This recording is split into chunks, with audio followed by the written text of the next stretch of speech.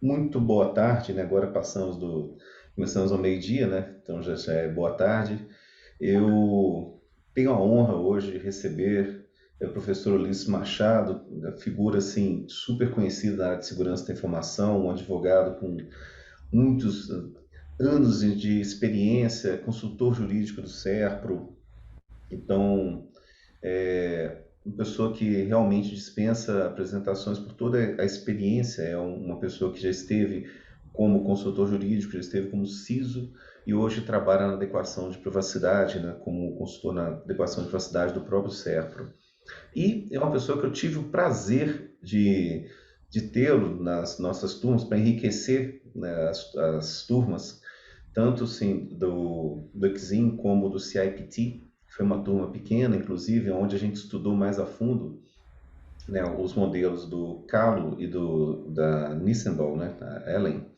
E foi um assunto que, desde lá do final do ano passado, chamou nossa atenção, que era um assunto muito interessante. O Ulisses começou a estudar com um pouco mais de profundidade e eu convidei para ser o primeiro, assim, o convidado nessa série aí do Talks, né, nosso. A gente já tem alguns Fefon Talks, né, com o Fernando Santiago, com a Kiz, algumas coisas. A gente resolveu agora colocar isso com uma certa frequência para que a gente possa abordar tópicos que estão presentes nas certificações de APP.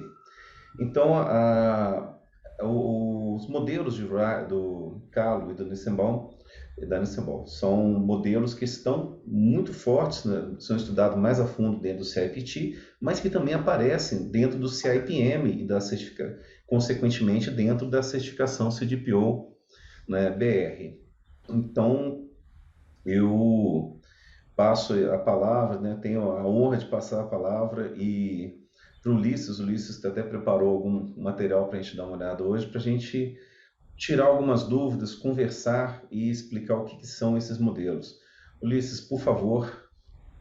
Bom, boa tarde a todos. Um prazer enorme estar aqui inaugurando essa nova série aí do Fefon Talks, com a Antebellum, minha casa, minha academia, né? Tive prazer já de passar aqui por 3 jornadas.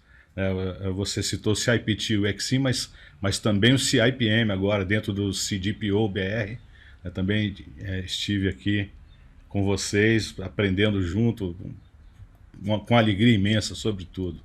É um prazer estar aqui com vocês para a gente discutir e compartilhar as nossas dúvidas, as nossas também incertezas culturais e brasileiras a respeito de determinadas colocações que são feitas nesses 2 trabalhos magníficos. E para falar sobre esses 2 trabalhos, eu precisei também recorrer a um terceiro, que também é citado, né? Não é o foco aqui do nosso trabalho, mas o Daniel Solov, citado também por ambos os autores, né? E que também é mencionado no CIPT, no EXIM e no CDPO-BR. É bem básico, é até um texto, né? Esse trabalho do Daniel Solov é até um texto seminal anterior a esses 2 que nós vamos discutir aqui, que é uma taxonomia para a privacidade. Aliás, o artigo do Solov é a desculpa do Ryan Calo para partir a propositura do seu modelo, né? Não é desculpa, pelo menos é uma referência levada em conta e utilizado não para ser negado, mas para servir de contrapartida a uma resposta mais binária, né, menos complexa sob o ponto de vista estrutural, mas bem mais complexa sob o ponto de vista da sua aplicação e da sua completude, da sua inteireza, que é essa limitação dos danos de privacidade, né, a identificação, os limites dos danos à privacidade. De fato, o Fernando tinha sugerido que eu preparasse algum material e eu preparei esse material um pouco para que nós tivéssemos uma linha, assim, uma referência, né, conceitual mais clara a respeito de cada um dos pontos, né?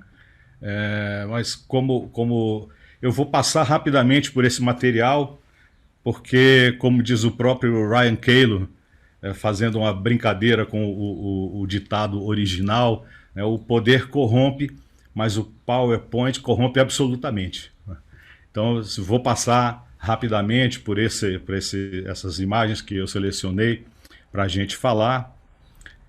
Mas antes, para acentuar o seguinte, assim, da minha perplexidade contínua na leitura, desde que a gente começou a discutir isso lá no CIPT, abrir mais o texto propriamente para discutir, eu dizia, e o Fernando dizia também nos nossos diálogos, puxa, a gente é muito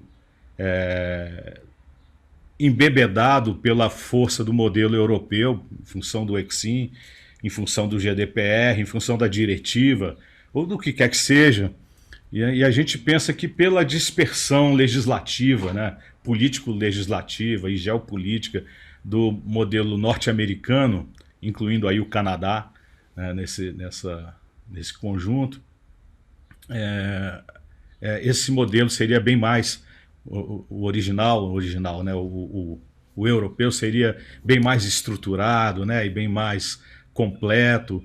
E não é, qual é a nossa surpresa, né, ao ver nesses textos de 2006, 2010 e 2011, né, nem existia GDPR, já existia lá uma diretiva com temas e conceitos que já eram tirados do Data Privacy Act de 1974, mencionado até pela Helen Nissenbaum em suas palestras sobre a frustração que ela teve, né, depois de todo o complexo processo legislativo.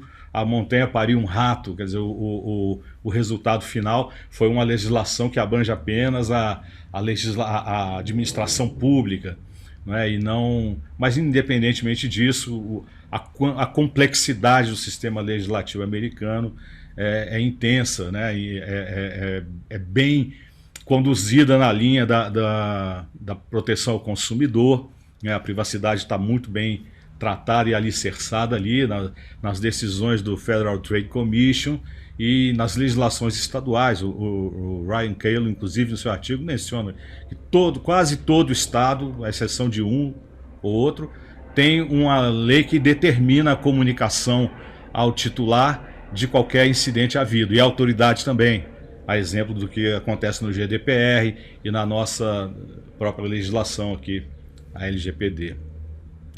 Sistema que mereceu do IAPP um framework próprio, peculiar, né? Poucos frameworks são disponibilizados assim tão à cara do país, né? Como é feito no Canadá, né? O modelo europeu e tal. Agora temos um modelo brasileiro que nos leva a reforçar a ideia de que estamos indo por um bom caminho, né? Então, mas a gente vê assim, puxa, tudo isso já né? Já faz parte do trabalho artesanal que o NIST, né, que o FAIR, que outros frameworks tão complexos e tão detalhados já traziam conceitualmente, né? Então a gente precisa se desimbuir. Eu estou reproduzindo a vocês um diálogo meu com o Fernando de muitas reuniões, de muitas discussões em que nós comentamos isso, né? Comentamos como é rico, né, o modelo norte-americano, e para nossa surpresa esses textos vêm trazer lá há 10 anos, né? Um texto de 2010 e outro de 2011, como ele já traz coisas que estão sendo discutidas agora, mesmo na Europa, né? mesmo lá entre eles, né? Esse texto, a Nissenbaum reclama de como foi devagar, né? Porque ela praticamente conduz a franquia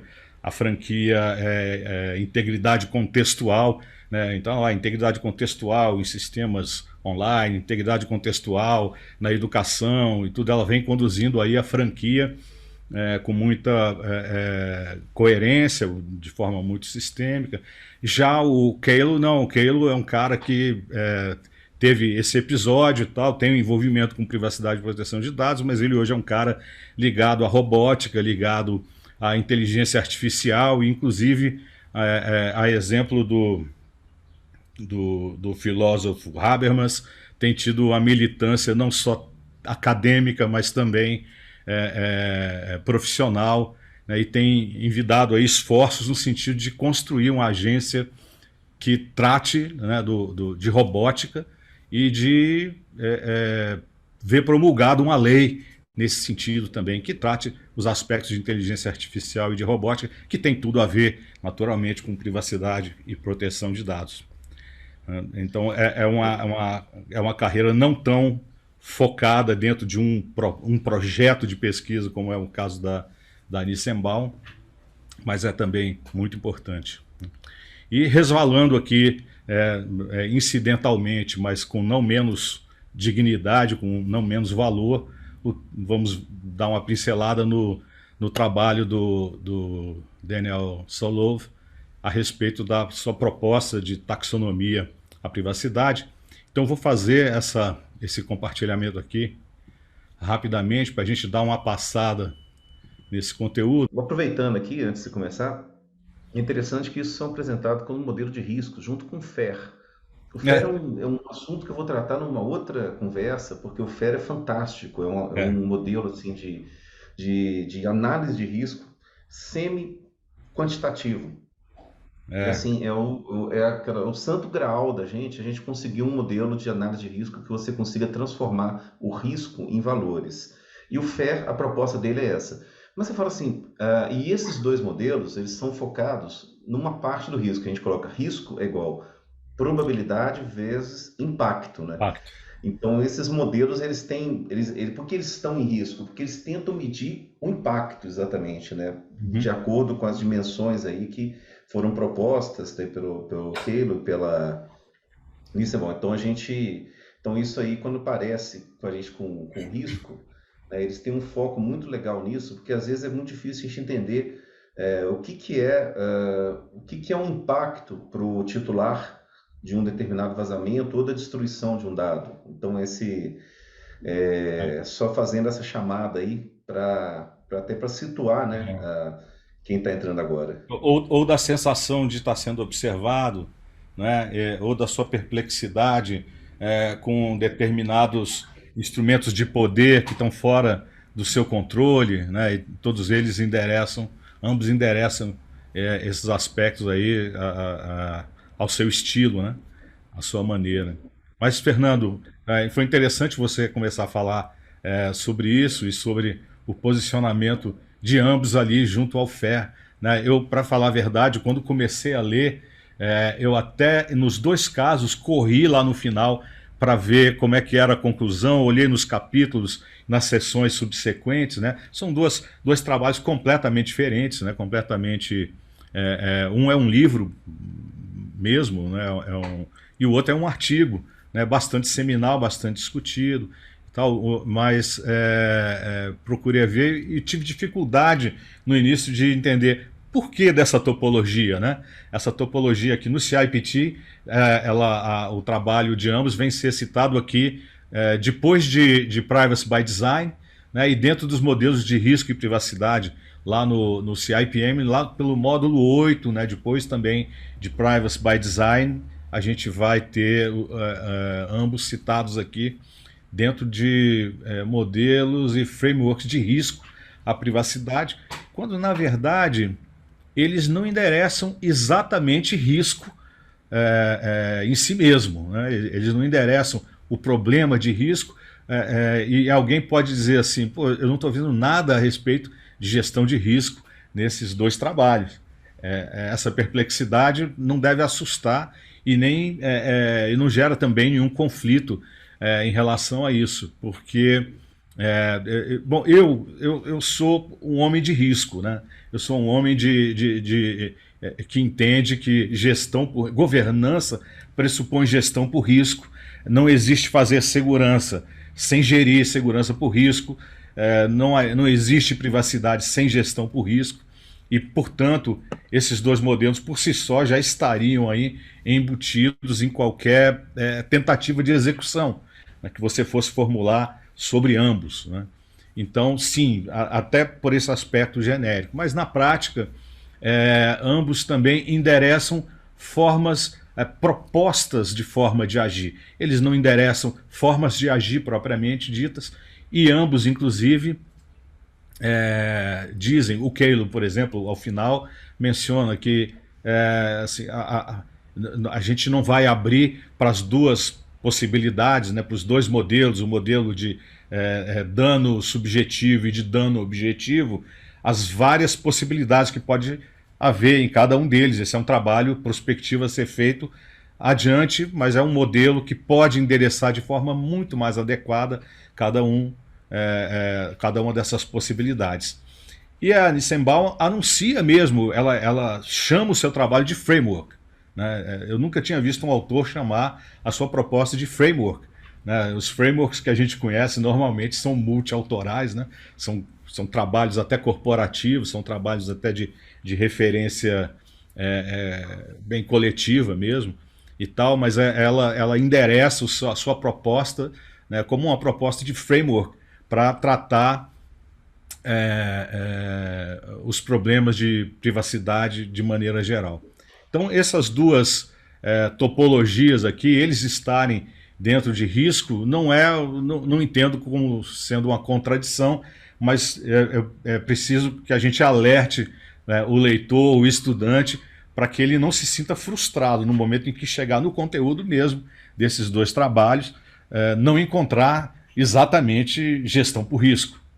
Não vai encontrar uma coisa como FAIR, ou como o NIST vai propor para gestão de risco, né? Mas vai encontrar um arsenal muito forte para tratar o conceito de privacidade, que é tão distante de todos nós que estamos tratando segurança da informação, né, como o arsenal principal para tratar proteção de dados, e proteção de dados como o arsenal principal para tratar privacidade. E a privacidade fica sempre assim como, é um trabalho aí de advogados, deixa que eles cuidem disso, porque já é uma coisa muito antiga, né? E privacidade é de um tempo em que as pessoas nem tinham privacidade. Verdade, é mesmo, né? Você precisa, para estudar privacidade desde o nascedouro, eu fiz até uma linha do tempo, depois eu posso até mostrar aqui, no mais antigo que eu consigo ir nessa linha do tempo, seria lá no Homo sapiens, na visão do Harari, né, onde ele enuncia que a privacidade era um conceito inexistente ali, e passando nessa linha do tempo até pelo rei filósofo Marco Aurélio, né, os estoicos, passando ali pela, né, a privacidade, aquilo que eles endereçavam como privacidade, né, que não tinha esse nome, né, porque não existia esse conflito entre público e privado, que a Nissenbaum também endereça aqui e diz, olha, vamos passar por eles, porque eles não são o bias mais importante para essa discussão aqui, mas isso a gente deixa para mais adiante. Mas a gente vai vendo lá privacidade mesmo com esse nome, nessa linha do tempo, a gente só vai encontrar a partir da modernidade, a partir da descoberta, entre aspas, né? Não é uma descoberta, mas da elaboração do homem mônada, né? Lá nas teorias de Leibniz, a respeito da individualidade, que surge também com Descartes e com enfim, os modernos de lá para cá, né? Pós-iluministas, né? O homem solitário, o homem individual, e aí a gente vai discutir, então, aí o conceito de privacidade, talvez ainda nem com esse nome, né? Talvez ainda nem com esse nome. Você não tem, por exemplo, na lei, no Código Justiniano, nenhuma referência à privacidade, embora haja disposições que endereçam privacidade no sentido de observância ao respeito do recesso sacrossanto do lar por autoridades policiais, por exemplo. Já existe ali. A nossa Constituição já endereça, mesmo sem usar o nome privacidade, desde a Constituição do Império, já endereça privacidade e tudo. Então essa história é muito antiga, é coisa de fica na divisão geral do trabalho para que advogados cuidem disso daí, porque a gente tem muita coisa para fazer, né? E tem mesmo, não é mentira. Mas é preciso elaborar esses conceitos, diz o Ryan Calo, para que a gente saiba do que está falando e para que a gente não mate barata com ácido sulfúrico, por exemplo, né? Para que a gente não use o remédio errado para fazer. E essa é a primeira preocupação que ele já inicia esboçando lá no seu trabalho. A gente vai ver ali daqui a pouco. Então, só para apresentar aqui aos ouvintes, né, a Helen Nissenbaum e a sua proposta. Esse é o framework, é um esboço vagabundo que eu fiz aqui do framework de maneira geral. Esse é o Ryan Calo, né, e isso daqui é uma estrutura geral da sua abordagem sobre os danos à privacidade, sobre a sua proposta de delimitação de danos, né, danos de privacidade. E eu acho engraçado ele usar a proposta boundaries e a expressão delimitação, porque, na verdade, em determinados casos, nós estamos tratando até mesmo da ampliação, né? Porque determinadas propostas que ele formula aqui nem estariam na agenda de privacidade e de danos à privacidade propriamente dita. E esse é o Solove, né, com a sua proposta aqui de taxonomia, né? Aqui em cima, considerem um pequeno erro, são quase sinônimos, mas aqui eu quis dizer intrusão. Na sua taxonomia ele propõe aqui a palavra intrusão, e ele passa para discutir essa taxonomia geral aqui, né, tão, vamos dizer, aristotélica, né? Assim, qual é a primeira queixa do Solove?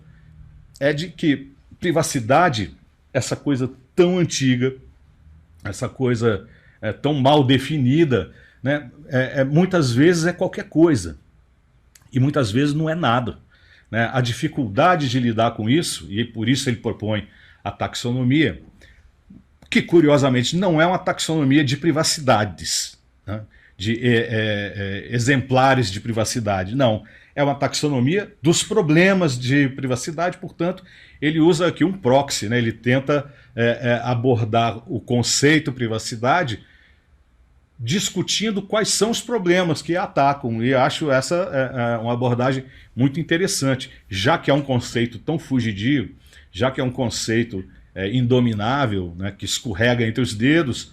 Vamos tratar então aquilo que importa. Por que importa privacidade? Importa porque nós temos problemas de mau uso, nós temos problemas de poder, nós temos problemas de domínio, né, e de existência mesmo, né, e essa existência incomoda, né. A privacidade frequenta aqui um espectro de escassez meio complicado, né? Em propriedade intelectual, por exemplo, a gente lida mal com o problema da escassez, diferente do que acontece com a propriedade, porque essa garrafa, quando é minha, ela é minha e de mais ninguém, né? E qualquer disputa em torno da propriedade passa pela discussão do princípio da escassez. Não há garrafas para todos que queiram, né? Ao menos essa garrafa.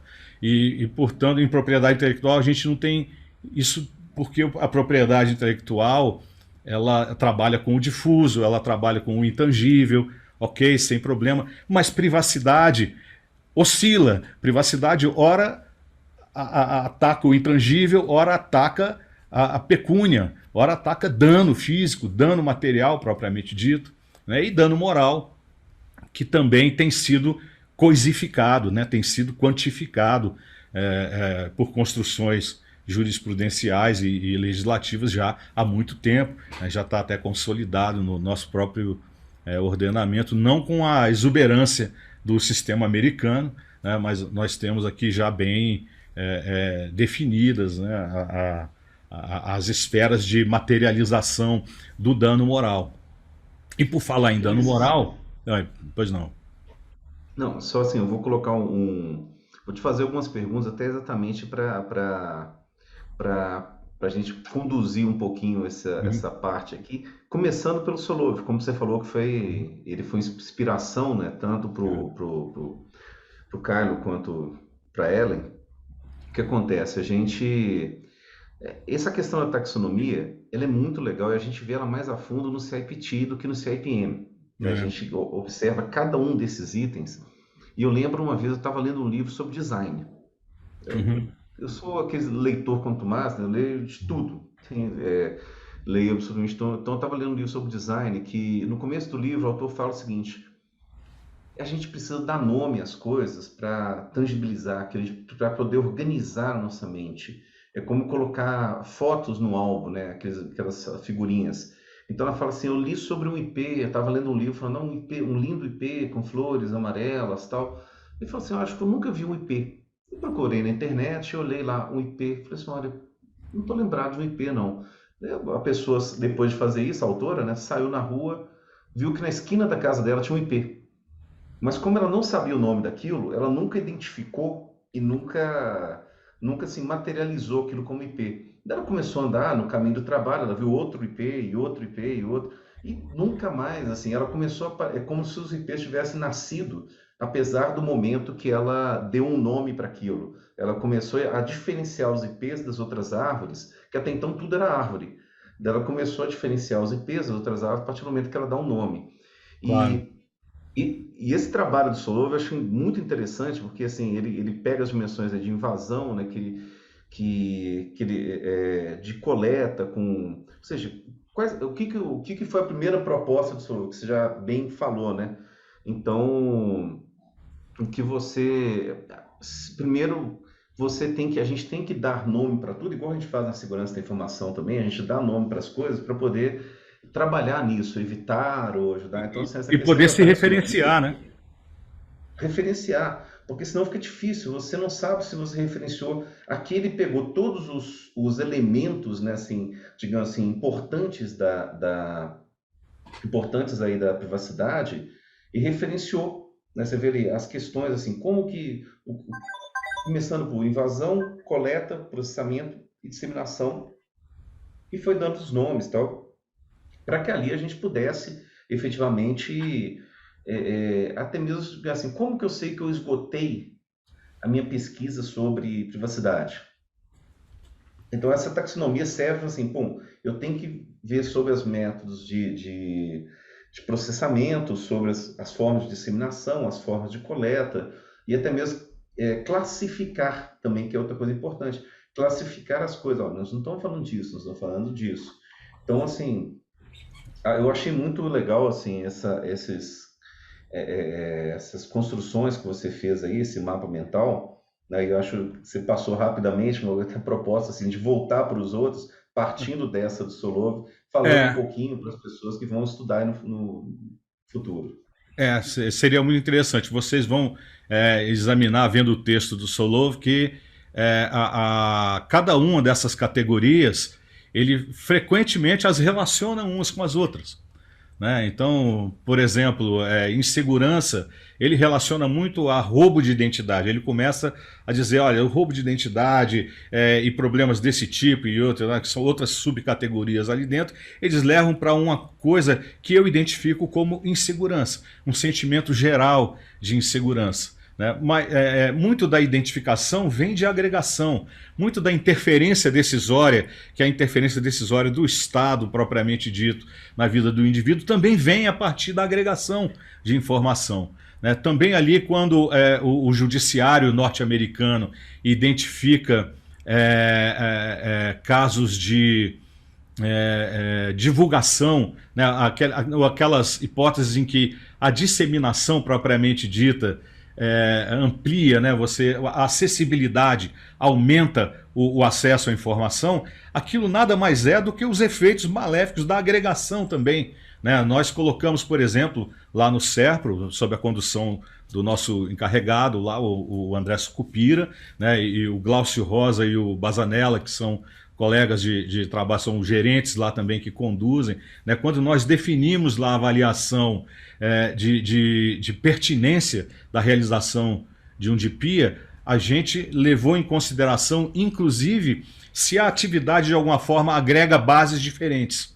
Porque a agregação de bases diferentes implica um aumento de risco que é relevante no nosso caso para a formação. Pode não ser nas lojas Renner, mas no nosso caso, que exemplo, né? Logo me veio, porque é o exemplo que está quente na cabeça, pode não ser nas lojas Renner, mas no nosso caso é. Então, ele mostra que essas categorias aí também dialogam umas com as outras, né? E até por isso são categorias, elas se referenciam umas às outras. E ele conta uma coisa interessante, você está falando de IP, né? Que a Brasília está toda florida de IP agora. Agora é a época dos IPs amarelos. Daqui a pouquinho vem os rosas, os azuis, etc. E, tal, e da importância de dar nome, né? O Gabriel Garcia Marques fala, ele era tão antigo, um cara tão antigo, do tempo em que as coisas ainda nem tinham nome. Né? Dar nome é sinônimo de contemporaneidade, né? É sinônimo de conhecimento, é gnosiológico. Né? Dar nome é fundamental. E o Solove começa a sua narrativa aqui propondo uma coisa, usei essa palavra que está no noticiário o dia inteiro, narrativa. Né? Ele começa aqui a sua proposição citando, né, um caso, né, um conto em que o autor diz assim, olha, um dramaturgo muito famoso morreu. E ele chegou ao céu e disse, Deus, eu vivi tantas vidas, conheci tanta gente, pessoas diferentes, de sexos diferentes, de razões diferentes, tanta realidade, tanta coisa bonita, e eu não tive o prazer de conhecer a mim. E Deus responde a ele, escuta aqui, ô Shakespeare, eu também não. A vida inteira vivi o mundo e pensei inclusive em você, que tudo viveu e nada foi, e como isso é o retrato da minha vida. Eu também tudo fui e nada fui. Portanto, meu amigo, se console. Né? E a partir disso, ele começa a dizer, ele fala isso para dizer que a privacidade é exatamente isso. Né? A privacidade é essa coisa que tudo é e nada é, e que, portanto, para atacá-la, a gente precisa de categorizar as coisas que a desafiam, né? E, portanto, a gente vai chegar num conhecimento, se não completo, ao menos útil. Né? E partindo dessa ideia, o Ryan Calo, eu não consegui encontrar uma foto menos embaçada que essa, peço desculpas, né? Mas ele formula, então, ele dá início à discussão sobre a necessidade de delimitação dos danos à privacidade, apontando justamente casos em que a justiça norte-americana,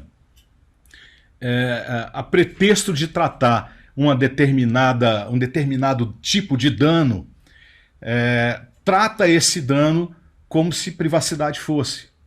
E resolve, então, por exemplo, aqui no caso em azul, né, em que no estado do Texas, aquele famoso e emblemático processo em que foi discutida a sodomia e a homossexualidade, né, e que a justiça texana deu ganho de causa ao queixoso, né, ele com base, decidiu assim, com base em que? No direito à privacidade, no direito que ele tinha a definir o que acontecia entre as quatro paredes de sua casa. Né? E o Ryan Calo diz, mas você está usando a tábua da privacidade para matar essa barata? Né? A tábua correta para matar essa barata é o direito à igualdade, é o direito à liberdade, não é? Tem direitos tão importantes quanto a privacidade e, no entanto, o tribunal, a corte norte-americana, texana, preferiu matar essa barata com a tábua da privacidade. Né? Ele diz, isso pode até resolver algum problema a curto prazo, mas no longo prazo, quando você precisar de discutir o que que entra de fato na composição desse problema, né, você vai ter uma impropriedade, você vai ter dificuldade de desfazer os nós culturais e decisórios que embasaram isso, principalmente numa justiça como a norte-americana, que se baseia tanto em precedentes. Né? Olha como desconstituir isso, né, como Então solução seria, nesse técnica. caso, ou seja, como foi usada a privacidade, isso pressupõe que a pessoa pode ter a vida dele afetiva, homoafetiva, somente dentro de um espaço privado? Exatamente. Você reduz a própria natureza da questão, né? O que é? Então, assim, se for escondido, tudo bem? Não é essa a questão, né? E, inclusive, nesse caso, o interessado recorreu, né? Porque o que ele queria dizer é, não é uma questão de privacidade, né? É uma questão de liberdade, é uma questão de escolha, né? Então, e de outro caso também, né, a corte norte-americana deu ganho de causa ali ao casal que queria, contrariamente ao estatuto em discussão, que proibia o uso de anticoncepcional, ele queria se reservar o direito de não ter filhos, de usar métodos contraceptivos. E também, né, nesse caso, a corte americana, que não é do Texas, não está no mesmo sistema, né, decidiu com direito à privacidade que o casal tem de discutir entre quatro paredes o que eles fazem em termos de contracepção. Né? De fato, é um despropósito. Né? Ele diz, essa abordagem, novamente, pode ser útil no curto prazo, mas no long run, né, ela opera para obscurecer ainda mais, né, para rebaixar os danos importantes que ocorrem a uma categoria a qual o problema não pertence. Né? Ele diz, é como você tratar uma queimadura com remédio para azia. Né? Porque a azia, de certa forma, é uma sensação de queimadura. Então você vai dar remédio de azia para tratar uma queimadura? Essa é a alegoria constante do Ryan Calo a respeito disso. Né? E essa delimitação, a preocupação dele em delimitar é justamente garantir subsídio para que julgadores, acadêmicos, aplicadores do direito, enfim, todo mundo que de alguma forma tem que discutir com o conceito, dano à privacidade, tenha elementos mais nítidos para tratar, né, e tratar adequadamente. Né. Ambos têm, tanto o Calo quanto a Helen Nissenbaum, tratam, os dois artigos deveriam se chamar o princípio da adequação. Não esse que nós usamos, adequação do tratamento de dados, mas a adequação do tratamento geral, né, o uso de ferramentas. Né, aquela velha história, para quem só tem um martelo, todo problema é prego. E, na verdade, é isso que ele está enunciando, que a gente precisa de tratar os problemas com as ferramentas certas e da forma correta. Né. Então, ele propõe essa divisão, né, dialogando lá com a multiplicidade, né, do modelo soloviano, né, que tenta esvaziar as categorias, né, e dar um tratamento adequado. Ele diz, olha, a proposta, o Solov entrega o que propõe, ele entrega o que promete, né, mas o modelo por ele proposto, na opinião do Calo, falha no sentido de que ele é cético em relação à necessidade de delimitação. E é verdade.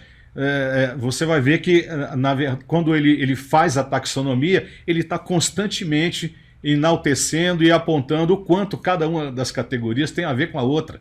Né? E de fato, isso não bota uma lupa, né? Isso não bota uma lente de clareza, como o Calo propõe aqui na aplicação da dupla categorização, né?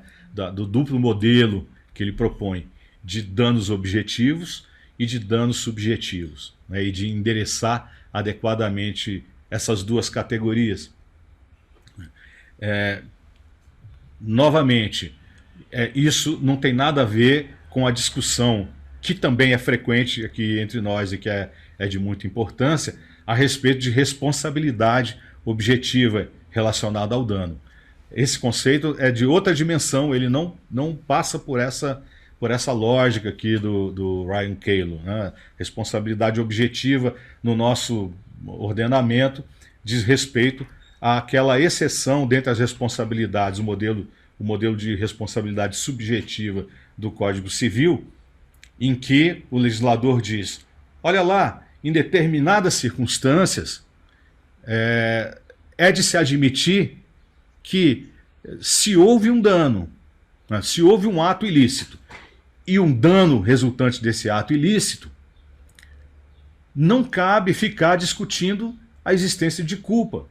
Se o agente foi negligente, se foi imprudente, se fez de propósito, não importa isso, porque nesses casos a responsabilidade é objetiva. Que casos são esses? O caso, por exemplo, do empregador e os seus prepostos.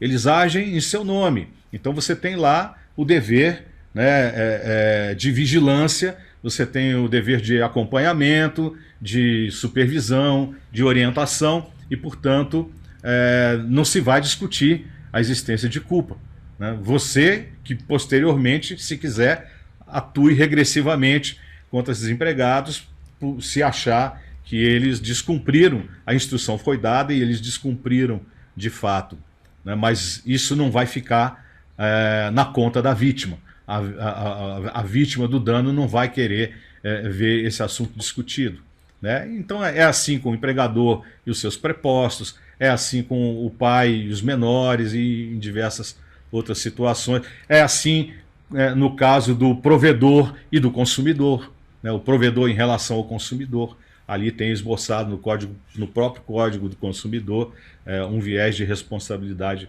objetiva. Eu sustento. Pois não, pode não. Só uma coisa interessante, a gente tem visto pelas primeiras decisões, eu vi um artigo outro dia falando que as decisões no Brasil estão afastando muito a questão do dano, né? Mesmo quando o dano é um dano mesmo que seria considerado um dano objetivo dentro do Keylor, assim, você vê assim, o subjetivo, o que está se formando de jurisprudência é que no Brasil o pessoal não tem a menor intenção de entender esse dano subjetivo como um dano de verdade, né? Você chegou a ver esse artigo? E em relação, assim, Não, gostaria até de conhecer. depois, então, assim, então depois aqui realmente as primeiras decisões tem que falar assim, olha, você tem que comprovar o dano. A questão, não, algumas ações começaram a falar sobre privacidade, vazamento de dados e tal, então elas estão sendo recusadas. Ou Mas é por isso que eu digo que a gente não pode pegar esse modelo aqui do Keylor e transportar também para a nossa realidade, porque ele também não infere essa discussão, né? Ele não entra nesse mérito de se o dano subjetivo é demonstrável ou não, né? Ele diz assim, é dano subjetivo. Agora, mesmo no caso do dano objetivo, você vai ter a discussão, essa objetividade do dano não significa o afastamento dos procedimentos probatórios dentro do processo judicial americano, ou nigeriano, ou o que quer que seja, né? Essa não é uma categorização processual, né? Ela é uma categorização substantiva. Ela não olha para o processo que está subjacente ali a esse enfrentamento aí da identificação dessas categorias. Mas ele diz, o dano subjetivo, né, é aquele dano que decorre da percepção de estar sendo observado, de estar sendo vasculhado, né? Então ele usa alguns exemplos clássicos, por exemplo, do senhorio que bota a câmera de vigilância, né, para o inquilino, né, e o inquilino se sente ali observado, exageradamente observado, né? Isso gera e a sensação do Estado, né? A situação de perseguição do Estado, né? O Solov, inclusive, diz assim lá no trabalho dele, eu não identifico muito a minha proposta, né, a preocupação com a privacidade, com a questão da obra do George Orwell, 1984, Big Brother. Não, eu identifico mais, né, com o Franz Kafka, com o processo. Isso é uma coisa mais, uma distopia muito mais clara para o sistema norte-americano, porque a gente não tem um Estado opressor, na ideia dele, tá certo? Isso aqui, abstraiam isso, esse é o argumento do Solov, né? Então eu identifico a minha preocupação, a preocupação da minha obra, muito mais com essa figura do Estado dominante, né, e da invasão à privacidade decorrente do controle absoluto sobre os meios, sobre as informações, né, e de uma atuação assim, sem que o observado ou penalizado possa ter algum controle. daí tanto ele quanto o Calo fazem referência direta ao panóptico e é por isso que eu deixei aqui no final essa imagem, né, o panóptico de Bentham, né, que é um modelo. O Bentham é um filósofo utilitarista, né, que formulou essa proposta, foi muito atacado por ela, especialmente pelo Michel Foucault, né, no seu Vigiar e Punir, mas também em outras obras, Microfísica do Poder e tantas outras, a respeito do que significa, né, essa vigilância que observa todos e não é observada. Né? Aqui vocês têm à direita a visão do presidiário, né? Do presidiário ou do interno, né? Ou do doente mental, né? Daquele que está sendo tratado numa instituição. Esse modelo é muito atacado pelos antipunitivistas. Ele não diz respeito apenas à aplicação em penitenciárias. Ele propõe esse modelo em hospitais, em escolas e tudo. Em Portugal há um modelo tanto de presídio quanto de hospital, utilizando essa lógica aí do panóptico, né, que é de uma visão centralizada, e a partir dessa visão centralizada, o observado sequer tem noção da presença, se está de fato sendo observado, porque ele não vê, né, ele tem lá um vidro fumê ou uma fresta, que é impossível saber se ele está sendo observado, mas o próprio não saber já serve de vigilância. Né? E é por isso que a gente usou também aqui na proposta do Ryan Calo, né? Ele se refere a que as câmeras falsas de segurança também funcionam dessa forma. Né? Elas não estão gravando porque elas são câmeras fake, mas ela te dá a sensação de vigilância. E ele usa como exemplo, né, o Honor System. Né? Muitas instituições, muitos bares, casas, restaurantes usam o café pago pelo sistema de honra. Né? Então essa casa é muito pequena para desonestidade. Então você vai lá, pega, se serve do café e deposita o dinheiro na caixa de coleta sem ter ninguém ali te observando. Mas ele aponta assim, olha, mesmo nesses casos, quando você coloca a figura de 2 olhos ali, né, na caixinha de coleta, a inadimplência diminui muito, assim, 70%. Né, porque só a figura daqueles 2 olhos observando ali já dão ao observado, né, ao falsamente observado, a sensação de estar sendo vigiado na sua eventual inadimplência, né, no calote do cafezinho do Honor System. Né. Então é isso. Ambos tratam isso e ambos fazem referência ao Peeping Tom, né, a história da Lady Godiva. Né, a Lady Godiva trafegou montada nua num cavalo, né, e o Peeping Tom, né, o cara chamado Thomas, fez um peeping, né, deu uma olhadela na Lady Godiva e foi punido, né, com a vida, perdeu a vida em função disso. E essa referência, o Peeping Tom, é uma referência à privacidade, né, e ao camarada que está sujeito. Ele diz, olha, hoje o Peeping Tom, nesse sistema em que a gente coloca aqui a privacidade, né, como em público, né, não teria o menor, o Peeping Tom sairia vivo, né, hoje em dia, no modelo atual. Porque o sistema parte do princípio, e isso assim, vai contra o entendimento do Calo, né, o sistema hoje parte do princípio de que se você fez alguma coisa em público, você não tinha expectativa de privacidade. E ele trabalha muito com essa expectativa de privacidade. Nós também trabalhamos muito com essa expectativa de privacidade. Por exemplo, nós partimos do princípio de que call centers que têm os atendimentos todos gravados, né, não tem ali, por parte do cliente ou por parte do atendente, nenhuma expectativa de privacidade, porque é como se ele estivesse fazendo e atuando em público. Todas as conversas são rigorosamente gravadas e não há aí expectativa de privacidade. Trabalhamos assim nas organizações. Olha, o e-mail é só para fins profissionais, nós fazemos monitoração e aqui não há você está advertido, né, de que não há expectativa de privacidade dentro dessa organização, e a sociedade como um todo funciona assim, né? No público não há expectativa de privacidade. E o dano subjetivo, né, daria à lei de Godiva hoje, né, o direito de reclamar. Né? Eu estou nua no cavalo, mas por que você está olhando?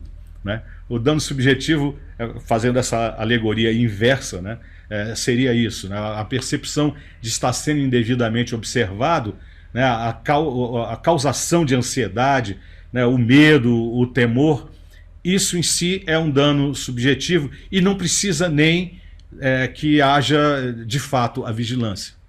A simples. Aliás, essa categoria para o Ryan Calo admite inclusive o dano auto-infligido. Né? Você, por paranoia ou porque acha que Deus decidiu, age de maneira que a sua privacidade seja exposta, né? Ou admite, concebe que alguém esteja indevidamente te observando. Aí você vai dizer, pô, mas quem é que vai pagar esse dano, né?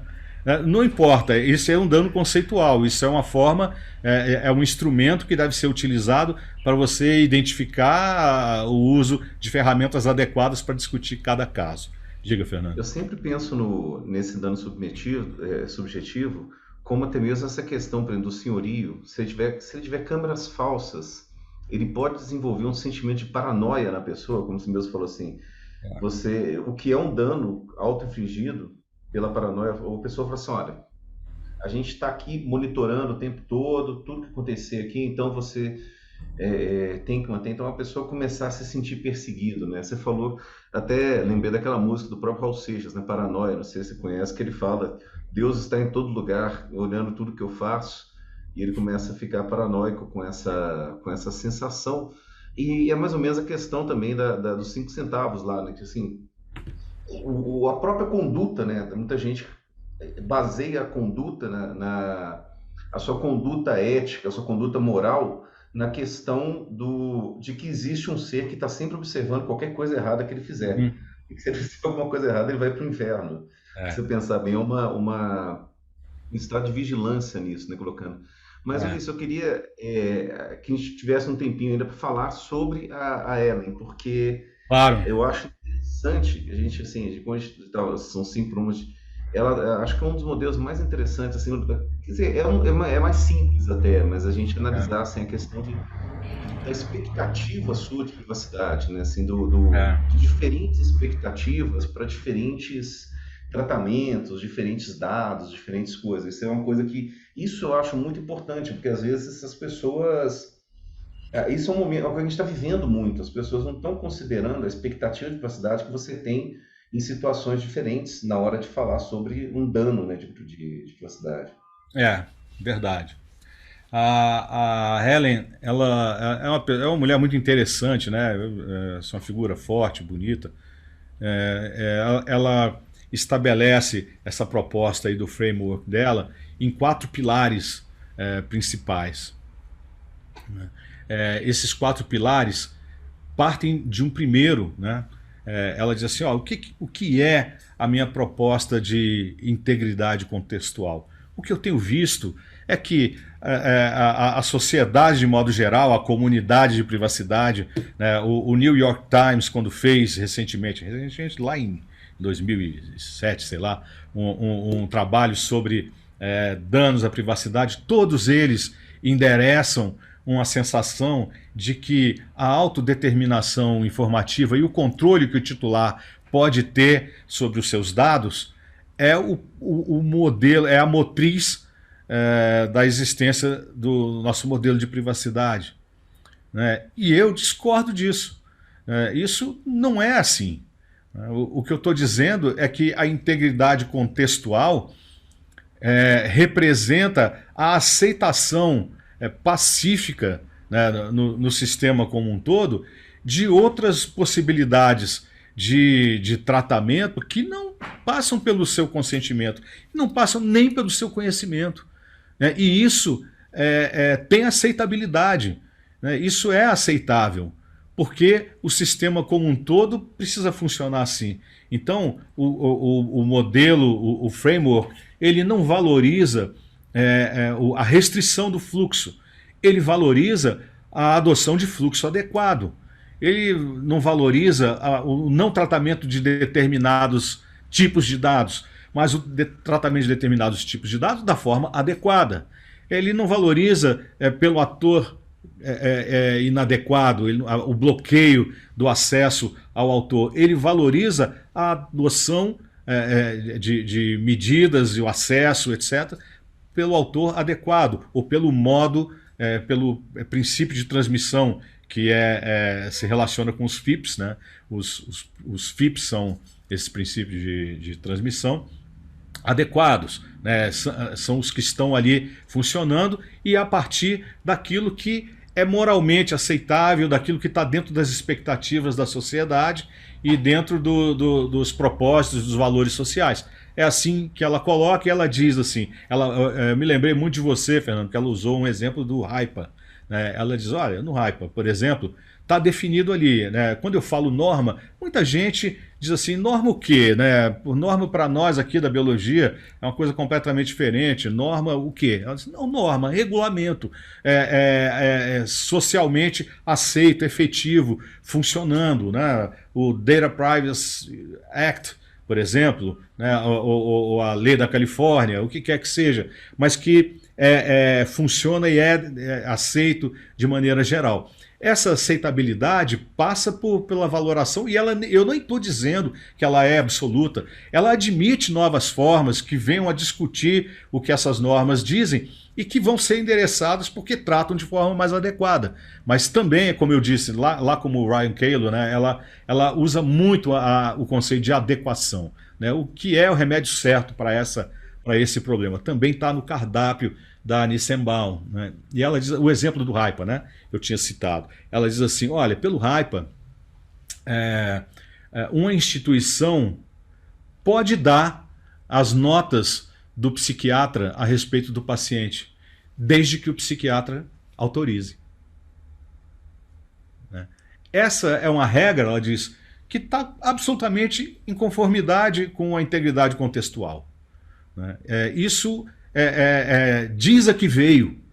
Né? E, no entanto, determinadas falas ou determinadas propostas, no sentido de que deve prevalecer a autodeterminação informativa, e a gente sabe que não vai acontecer, né, em determinados casos, não vai acontecer a autodeterminação informativa, coisa nenhuma, no seu imposto de renda, como o cara que nós tivemos lá, que mandou para a gente uma carta dizendo, eu quero, com base na LGPD, eliminar todo o meu cadastro das bases de dados da Receita Federal. Não, obrigado, não vai acontecer. Né? E assim como esse exemplo, inúmeros outros. Por quê? Porque precisa funcionar. Nas nossas aulas, Fernando, a gente fala assim, olha, tanto o GDPR, lá nos Consideranda, quanto a LGPD aqui nos fundamentos, os fundamentos é muito importante ler os fundamentos antes dos princípios. Por quê? Os nossos princípios lá do artigo 6º, é 6º, se não me engano, são os nossos FIPS, né? É a materialização brasileira do FIPS. Né? Mas os nossos fundamentos tem lá a valorização, assim como no GDPR, do princípio da livre iniciativa, né? o princípio da liberdade de expressão, do direito ao conhecimento, etc.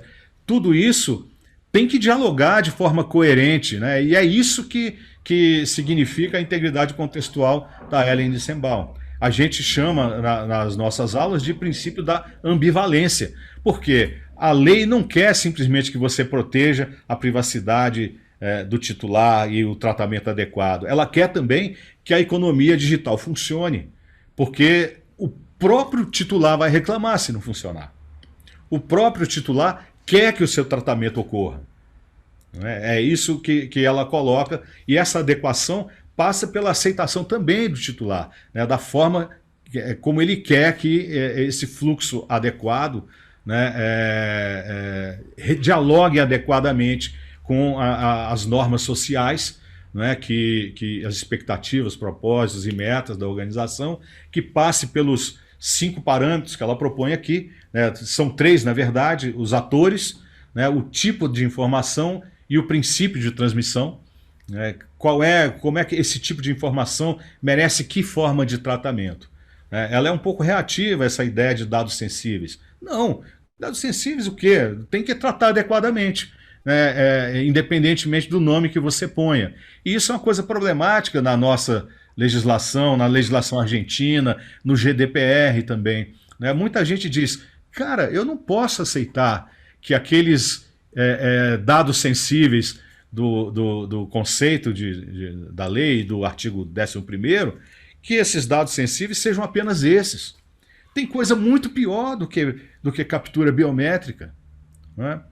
Tem coisa muito pior, por exemplo, a sua localização, a sua geolocalização, né? Isso pode ser muito mais grave, né? Pode ter consequências muito mais graves do que captura biométrica, né? O que a sua sexualidade, se você é um militante da igualdade de gêneros, né? Qual é a utilidade disso para você? Né? O que importa é você saber da adequação desse dado e não dizer que ele é sensível ou não. Então ela passa muito brando por isso, por essa crítica dela aos dados sensíveis. Mas eu sinto que não é uma coisa da preferência dela. O que ela prefere mesmo é que o framework enderece a forma adequada de tratamento, né, para que esse tratamento então dialogue lá com as preferências das partes, os valores sociais lá da parte de cima, né, do 4º pilar dela, né, enfim, ela acha que esse é um resultado mais aceitável. Ela propõe, só para encerrar, que a integridade contextual seja uma forma de checagem da adequação de cada hipótese dessas de tratamento, com seus atores, seus tipos, o caminho usado, o princípio de transmissão, né, a adequação, a legislação aceitável, né, entrenched, né, ela usa a expressão entrenched, né, a legislação arraigada, né, a consolidada, já consolidada e aceita, né. Então a proposta é que esse framework seja uma ferramenta de checagem dessa conformidade, e quem pensa nessa conformidade pensa em risco, né? Lógico, tudo isso daqui é uma forma de endereçar adequadamente, e quando você endereça adequadamente, a conformidade é sempre o outro lado da moeda risco, né? Então ambos os modelos endereçam os riscos de tratamento, né, de forma adequada. É interessante, parece questionar um pouco a questão de ser um rol taxativo, assim, de você falar os dados sensíveis são esses e somente esses, e fora de um contexto, sem você contextualizar exatamente, como você falou. A pessoa é um militante de um determinado partido político, ou de um determinado movimento homoafetivo, alguma coisa, então para ele aquele dado não é tão... Isso até a própria lei exclui, né, quando você torna publicamente isso, mas ela não inclui dentro daí outras coisas. Ela fecha ali até uma discussão se por exemplo, taxativo, não é taxativo. Por exemplo, Fernando, avaliações psicométricas, né? Você não vai dizer para mim que isso é biometria, né? Mas é bio, né? Você não vai falar em psicologia da garrafa novamente, né? Você fala de psicometria para ser humano, para pessoa natural, né? E, no entanto, isso não é íris, não é impressão digital, né? A avaliação, por exemplo, de marcha, né? Isso não é biométrico, né? É uma avaliação de conduta. Você faz a biometria, você faz a métrica da conduta, você faz a métrica do jeito de teclar, por exemplo. Tem gente que chama isso de biometria. Eu digo que não é biometria. Biometria é o que você vê no objeto bio, né, no objeto vida. Mas tem muitas outras coisas, né, que seriam, mereceriam um tratamento mais cuidadoso, mais zeloso, né, e menos folgado, vamos dizer assim, do agente de tratamento, e que não está ali naquele rol fechado, né? Eu acho isso interessante. Não é Ontem falando exatamente o foco dela, sobre não, mas ela aborda isso aí, passa pela discussão da adequação. ontem falando sobre a avaliação de impacto, eu foquei muito nisso. Assim, primeiro que a gente não tem que fazer avaliação de impacto para tudo, para alto risco, só que e não necessariamente o alto risco vai vir de um dado sensível. Às vezes um dado É, não classificado como sensível vai trazer um alto risco, sim. Então a gente, seja a ideia, e eu acho que hoje foi assim, todo esse assunto abordado hoje, ele leva a gente a uma reflexão muito maior de não ter assim de não ter aqueles dogmas, não ter regrinhas, né? As leis, a implantação assim, da proteção da privacidade, ela não segue regras fixas, as pessoas estão tentando criar. E olha que eu venho de uma área lógica, né? Eu venho de programação, agora mais de 30 anos de programação, onde a gente coloca assim, se sensível igual análise de impacto, seria assim, um programa, a gente tenta colocar, a gente tenta transformar as coisas em um algoritmo. E o que eu vejo que, assim, e surpreendentemente, né, as coisas nem estão vindo muito da área técnica, mas muito da área jurídica também, das pessoas tentar criar regras, não só da área técnica, né, criar regras de fluxos lógicos, assim, se existe um interesse legítimo, então precisa de uma avaliação de impacto. Se existe, não sei o quê, sem analisar contexto. Então, e tudo isso aqui que foi falado hoje, de forma brilhante, Ulisses, assim, já agradecendo, né, assim, obrigado. eu acho que enriqueceu todo mundo. É a gente vê que, assim, tem que ser, a gente precisa fazer uma análise mais profunda do contexto, do dano. Quando a gente fala em análise de impacto, alguma coisa assim, a gente precisa de mais, de pensar melhor, a gente precisa de fazer uma análise mais profunda do que pode ser esse dano, do que pode ser esse impacto, sem considerar regrinhas, pequenas regrinhas prontas. Tem impacto se for sensível, tem impacto se vazar muito. Então a gente tem que. Existe muito mais aí, né? Existe muito mais, como eu digo, cada enxadada que a gente dá, vem um monte de minhoca, né? Eu repito isso direto nos cursos. É, E cada vez, então, quando a gente fala ali, por exemplo, no CIPT, a gente vê isso com mais profundidade.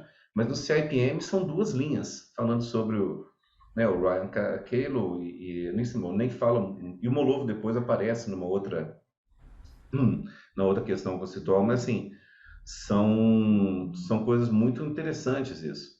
é, Ah, Inclusive, só para a gente fechar, vou pegar alguns comentários que estavam aqui no chat, né?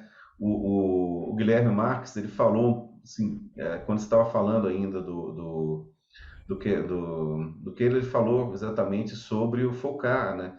Então é interessante que logo depois, um tempo depois, você veio exatamente falando sobre isso, né? é. A Letícia gostou da questão da música Paranoia, ela é interessantíssima. Se você pensar no dano do Hara, é como se fosse não, Harm. Você vai ter aí a questão assim, o Raul Seixas se sente perseguido por Deus, e a hora que Deus é para, assim, pelo que a gente sabe, é uma figura de bem, né? Então imagina você se sentir perseguido por uma figura que você não sabe qual a integridade dele, né? Há quem E diga que Deus é uma criança brincando com um formigueiro, né? Não tem nada de bom nem mal, apenas é, né? Ele é aquilo ali, né? veja Com ali, né? relação, Guilherme, ao panóptico, o panóptico é uma ideia anterior a Foucault, mas a crítica do Foucault ficou muito mais famosa, né, do que o próprio Jeremy Bentham, que foi quem concebeu essa ideia aí. Claro, ele não poderia escapar às críticas dos mecanismos de controle dos corpos, de controle do poder de Foucault, quando ele escreve lá o Vigiar e Punir, né? Mas originalmente é Jeremy Bentham quem faz essa proposição aí do panóptico, né? O controlar sem ser visto, né?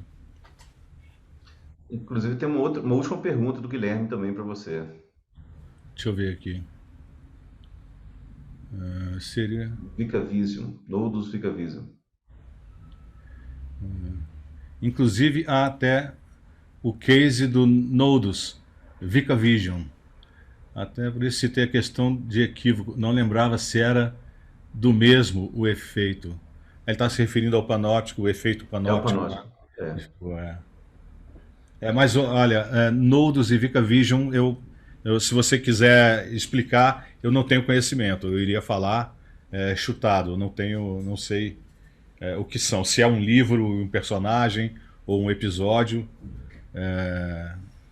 Mas sim, o panóptico é o panóptico de Foucault, de Bentham, né, criticado por Foucault ali como um mecanismo de controle e tal.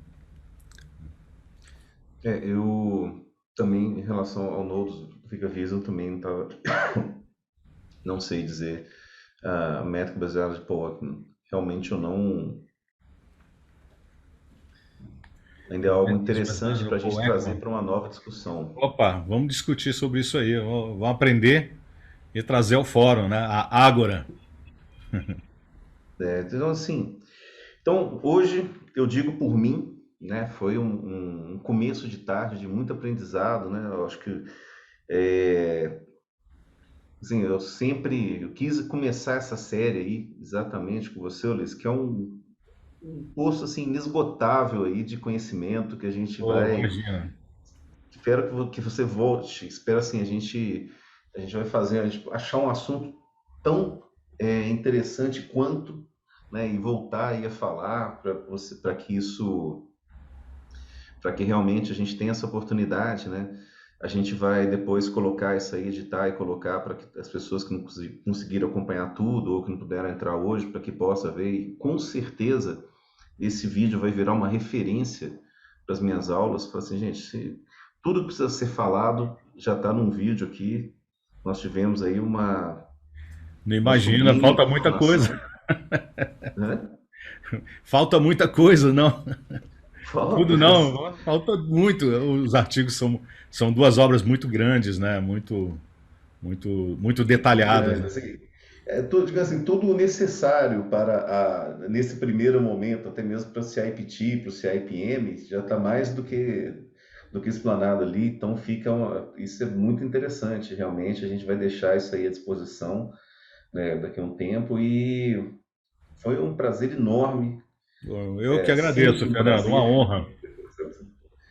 Prazer e uma honra também. Assim, eu tenho o pessoal já está fazendo algumas participações aqui, parabenizando, a Maria Tereza aqui parabenizando realmente a Letícia, com certeza, Letícia. Eu vou até colocar aqui vou colocar aqui realmente o meu e-mail, né? Acho que, Ulisses, se você quiser compartilhar o LinkedIn, Eu pus e-mail, corajosamente o meu e-mail aqui. Estou à disposição, fiquem à vontade. LinkedIn também eu posso pôr. eu